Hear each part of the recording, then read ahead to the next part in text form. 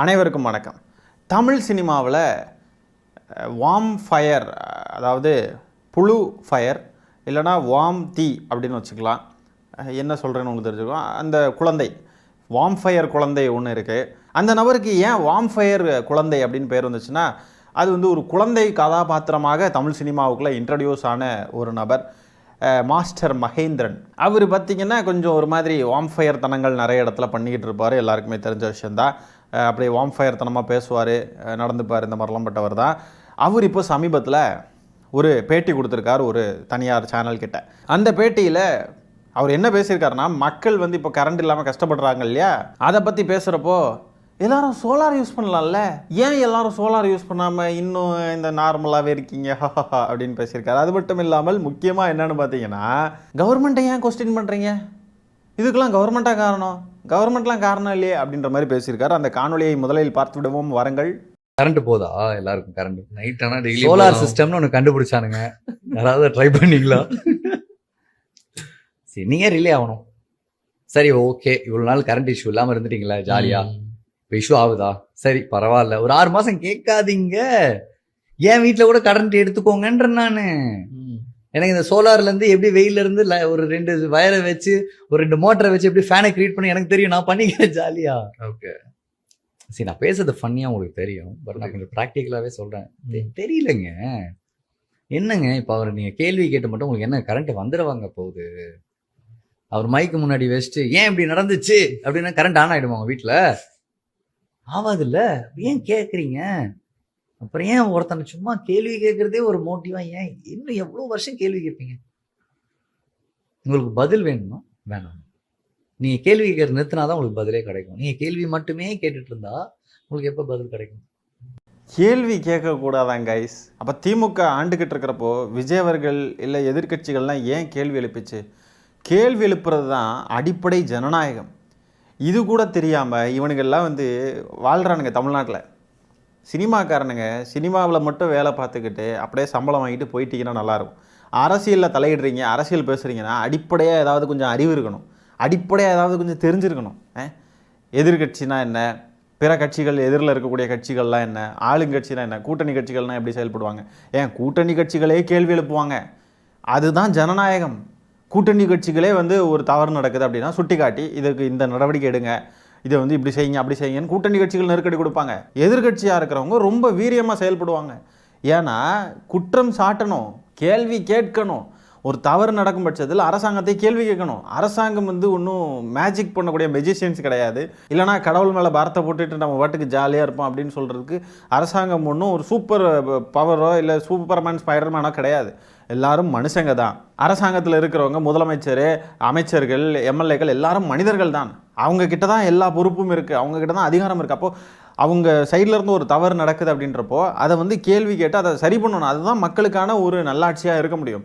அதுதான் ஜனநாயகம். கேள்வி கேட்குறது அடிப்படை ஜனநாயக உரிமை. கேள்வி எழுப்பிக்கிட்டே இருக்கணும் ஆளுங்கட்சியை. கேள்வியே எங்களை கேட்காதீங்க அப்படின்னு சொல்லக்கூடிய ஒரு ஆளுங்கட்சியை இப்போ தாங்க பார்க்குறோம்.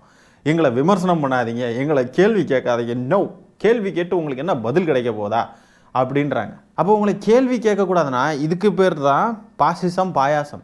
இதுக்கு பேர் தான் நார்சிஸ்டிக் மைண்ட் செட். எங்களை யாரும் கேள்வி கேட்காதீங்கன்னு சொல்கிறது. கேள்வி கேட்டால் கரண்ட் வந்துருமா, அப்புறம் எதுக்கு மைக்கு பிடிச்சி கேள்வி கேட்குறீங்கன்றாங்க. இவங்களுடைய புத்தி எந்த அளவுக்கு இருக்குன்னு பாருங்களேன். எல்லார் வீட்லேயும் கரண்ட் போகுதா? சோலார் சிஸ்டம்னு ஒன்று எதுக்கு கண்டுபிடிச்சாங்க? யாராவது அதை ட்ரை பண்ணிங்களா அப்படின்னு சிரிக்கிறாப்புல. எப்பா, எல்லாராலையும் சோலார் சிஸ்டம் வாங்குற அளவுக்கு எல்லாராலையும் அதை அஃபோர்ட் பண்ண முடியாது. அடிப்படையான விஷயங்களை கூட பூர்த்தி பண்ண முடியாத அளவுக்கு ஏழை எளிய மக்கள் அவ்வளோ பேர் இருக்காங்க.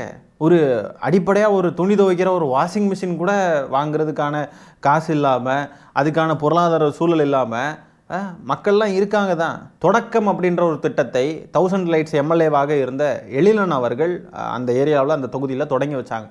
எதுக்காக? மக்களுக்கு வந்து வாஷிங் மிஷின் கூட இல்லை அப்படின்றதுனால தான். உங்கள் வீட்டில், என் வீட்டிலலாம் ஒரு வாஷிங் மிஷின் இருக்கிறது ரொம்ப நார்மல். அதுக்காக வாஷிங் மிஷின் ஒன்று கண்டுபிடிச்சாங்க. நீங்கள் ஏன் இன்னும் கையில் துவைச்சிட்ருக்கீங்கன்னு கையில் துவைக்கிறவங்கள போய் கேள்வி கேட்டுக்கிட்டு இருக்க முடியுமா? அவங்களுடைய நிலைமை என்னமோ, அவங்களுக்கான பொருளாதார நிலை என்னமோ அதை பொறுத்து தான் அவங்களால ஒரு விஷயத்த செய்ய முடியும்.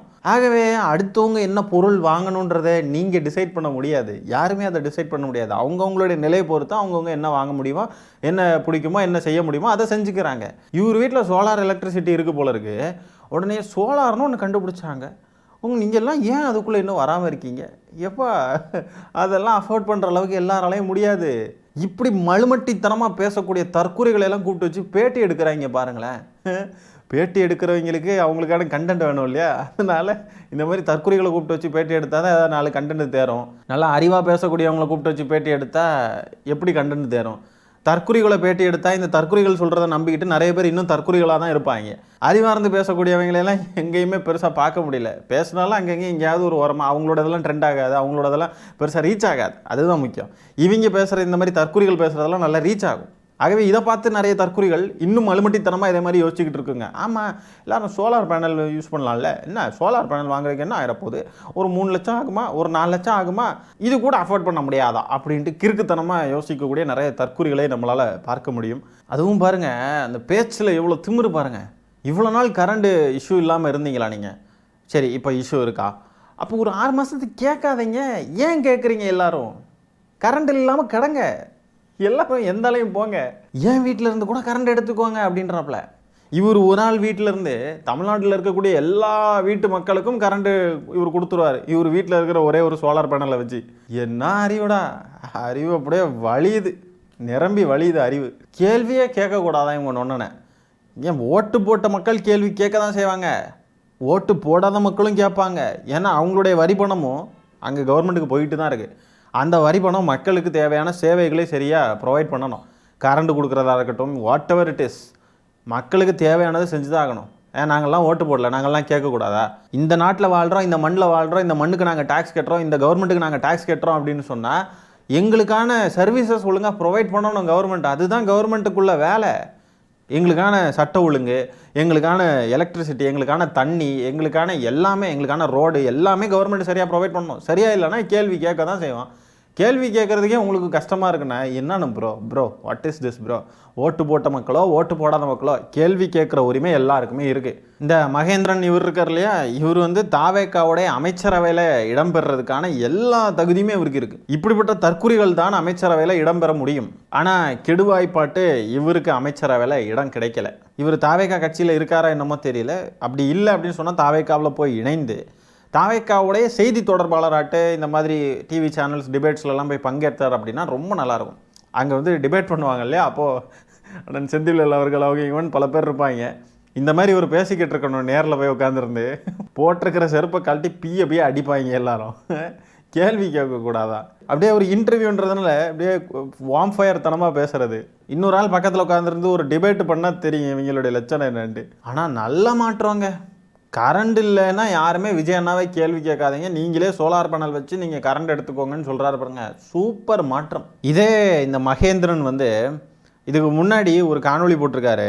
அந்த காணொலியை நம்ம பார்த்துருவோம். தாவேக்கா ஆட்சிக்கு வர்றதுக்கு முன்னாடி ஒரு காலத்தில் நம்மளுக்கு பிரச்சனை வந்தால் நம்ம தான் ஃபேஸ் பண்ணணும், நம்ம தான் இறங்கி என்னன்னு கேட்கணும். இன்றைக்கி நீங்கள் எல்லாருமே இதை செஞ்சுக்கிட்டு இருக்கீங்க.